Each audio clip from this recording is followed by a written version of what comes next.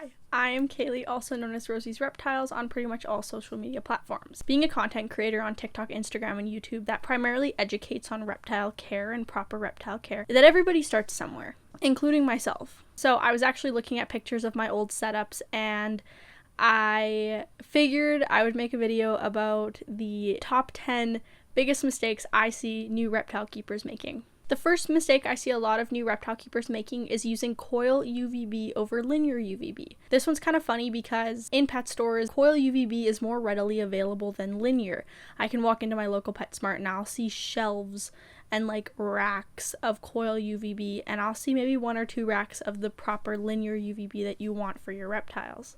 I made this mistake with my crested gecko Nathaniel. We got him in 2018. His enclosure was a 18 by 18 by 24. And the Exoterra fixture that came with this enclosure was I'll try to put a picture of it, but on the inside of this fixture it had the 2 sockets where you screw in the coil UVB bulbs, and that's what it was made for. So we thought that was the proper UVB for him. Turns out it's not. Also, this UVB was not replaced, not even once, from 2018 to 2021.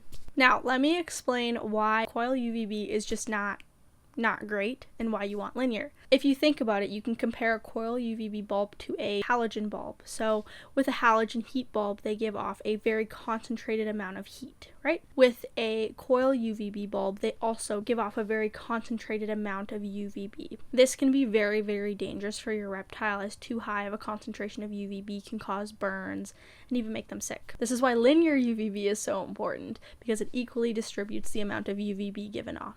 You'll actually find that if you take a solar meter and measure the amount of UVB given off by a coil bulb versus a linear bulb, the coil bulbs will give off a very, very, very concentrated amount, like I mentioned before, versus the linear bulbs will give off a very equal, safe amount of UVB. Next mistake that I see a lot of new reptile keepers making, including myself, improper loose substrates. Myself, for example, we used cocoa fiber for Nathaniel for the first couple of years of his life. I also used cocoa fiber with my first African fat-tailed gecko, Rosie. If you know anything about cocoa fiber, it's very good when mixed with other substrates. It holds humidity really well. However, by itself, cocoa fiber is incredibly dusty and is known to cause respiratory infections. So that was a mistake that I made, using cocoa fiber by itself for both my cresty and my first African fat tail. However, there are a few other substrates that I find new keepers tend to lean towards, especially if you get your animal from a pet store. One of those substrates being reptile carpet. I'll put a picture of reptile carpet and a reptile sand mat right here. These are huge no-nos. Reptile carpet and reptile sand mats are super hard to clean.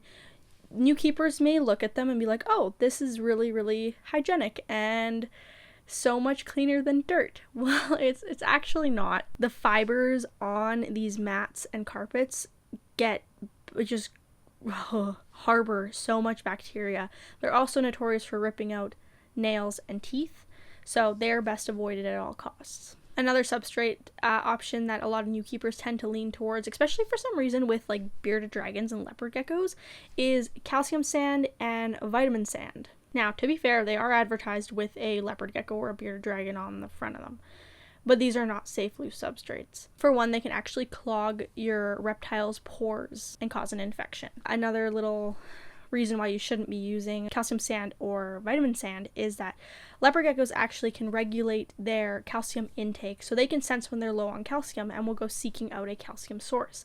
If you are providing a substrate such as calcium sand or vitasand, they will seek out that, or they'll go and they'll start eating their substrate as a calcium source, which can be dangerous and cause impaction. So these substrates are best avoided at all costs. Your best bet as a new reptile keeper is to keep your animal on paper towel. From there, after a couple more precautions are taken, which we'll talk about later, you can move them onto a safe loose substrate of your choice. I have a full care guide video for leopard geckos. I also have a written care guide as well that I'll link below. Another mistake that I see a lot of new reptile keepers doing, including myself, is not using a thermostat for heat sources. Thermostats are incredibly important. I don't care what heat source you're using, if it's a heat mat, ceramic heat emitter, deep heat projector, halogen, heat tape, you need a thermostat. Thermostats are essential for not only keeping your animal safe, but for keeping you safe as well.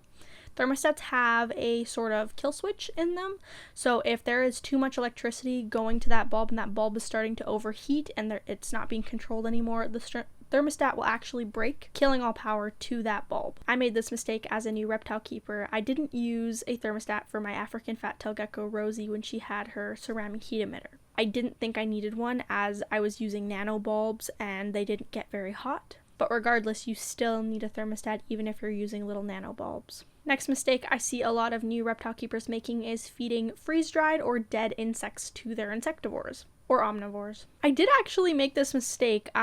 In Canada, dubia roaches are illegal here. So I tried to feed my African fat-tailed gecko Rosie dead dubia roaches. Didn't work. I understand the appeal for wanting to go for freeze-dried or dead insects, especially with something like a leopard gecko or an African fat-tail, which only eat bugs. Live insects for these animals are kind of a no-go for a lot of people, but they are a necessity in their diet. Freeze-dried insects actually have no nutritional value at all. I like the names, like the name of them says freeze-dried, so they're completely dried out of moisture and nutrients, and they're just carcasses at that point. Dead insects, on the other hand, like canned dead insects, I'll kind of put a picture of like, here's freeze-dried, and then here's canned. And yeah, I tried to feed canned. While canned insects still have the nutritional value, they aren't alive and don't provide that mental stimulation and enrichment for your animal.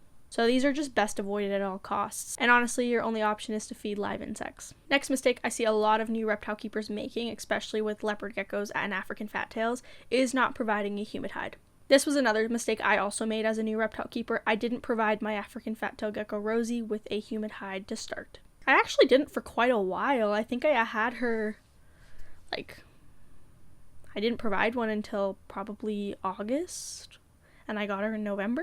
And you don't need to buy fancy humid hides like these ones.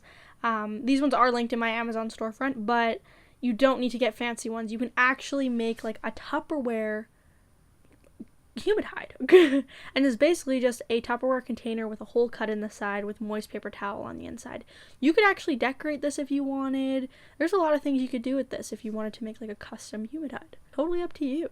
But there are super affordable ways to make humid hides. But humid hides are essential for their shedding health. They need that higher humidity between 80 and 100% to allow them to shed properly, or else you're going to end up with little stuck shed on their toesies, and that's not fun to deal with. Another really big mistake that I find new reptile keepers make, and this is a mistake that I have made and I have a story to go with it, is not taking the proper precautions when you bring a new reptile home. This includes not quarantining away from other reptiles and not getting a fecal test done as soon as possible. Story time. When I got my African fat-tailed gecko Rue, I didn't quarantine her away from Winnie, my leopard gecko. And this led to a couple issues. When I got her fecal test done and took her to the vet for the first time, she tested positive for pinworm. Now, another precaution I didn't take was washing my hands in between handling reptiles. So I would go and handle Rue, and then I would go and handle Winnie, and I would pass on that parasite. So eventually, Winnie got it as well. Sure enough, it was a big ordeal. I had to quarantine both of them. They were both on oral medications as well. But it luckily wasn't too hard to treat. It was just a mistake that could have definitely been avoided. So, quarantine your reptiles away from other reptiles, wash your hands in between handling, and get a fecal test done as soon as you can. There's another mistake that comes with quarantining, but we'll talk about that later. Mistake number 7 that I find a lot of new keepers tend to make is using stick-on analog thermometer hygrometers rather than digital. This was a mistake that I made with my crested gecko Nathaniel. I actually used stick-on analog thermometer hygrometers for him for quite a few years before switching to digital. Analog thermometers and hygrometers don't tend to be as accurate as digital. Yes, digital are more expensive, but it's vital for you to be able to know exactly what the temperatures and humidity are in your reptile's enclosure. Therefore, analog thermometer hygrometers are just not appropriate anymore. I'll insert some pictures of analog thermometer hygrometer versus a digital one. With the analog thermometer hygrometer, they can actually fall off and get stuck to your reptile. I've seen way too many videos of this to the point where I refuse to use anything that has to stick, like sticky stick onto the glass. Only suction cup or magnets, that's it. Now, this mistake is a big one, and I am very, very guilty of this. Handling your reptiles too soon. So, with Rosie and Nathaniel, I actually handled both of them within a couple of days, like same day that we got them.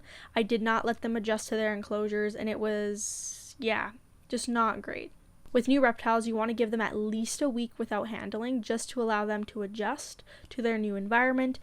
If you can, I would give them closer to 2 weeks, actually. But this can be really hard, as the excitement of getting a new reptile can take over. And it definitely did with me. Again, give your new reptile at least a week to adjust, push it to 2 if you can, and then you can start handling them. I wouldn't even start handling until they've been pooping regularly, they're eating properly. I wouldn't handle them until then. Next mistake that I see a lot of new reptile keepers making is, I know this is more affordable, but getting a top opening enclosure over a front opening. I made this mistake with Rosie, my African fat tail. I started her off in a top opening 10-gallon, and if you know anything about reptiles, majority of them are prey animals. Therefore, coming at them from above is super scary and almost like they're being eaten. This is why everybody recommends front opening enclosures. Just invest in a front opening. You won't regret it. You'll find your reptile will come out on their own. Front opening enclosures are way less stressful than top opening, and they can allow you to practice some choice-based handling. I'll insert a video of choice-based handling with my leopard gecko Winnie, but it's basically when you allow the animal to come out on their own.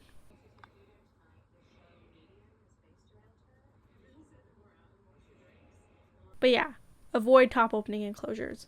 I know they're cheaper, but invest in the front opening. You will not regret it. Last mistake that I see a lot of new reptile keepers making is not following a strict quarantine procedure. We talked about quarantining earlier, but proper quarantining is a 60 to 90 day period on paper towel. And within the 60 to 90 day period, your animal has seen a vet and they've gotten a clean fecal test. After the 60 to 90 days, depending on the age of the animal, you can totally move them onto loose substrate. As for the age, I like to suggest 8 months and above moving them onto loose substrate. Again, this is all dependent on the species. I would not quarantine a sand boa on paper towel. That's gonna stress it out way more than it needs to be. I have definitely made this mistake. I made this mistake with Nathaniel, my crested gecko, and Rosie, my African fat-tail gecko. I didn't quarantine either of them properly. Same with Rue, my African fat-tail, actually. I did not quarantine her on paper towel. I quarantined her on safe loose substrate and monitored her poop.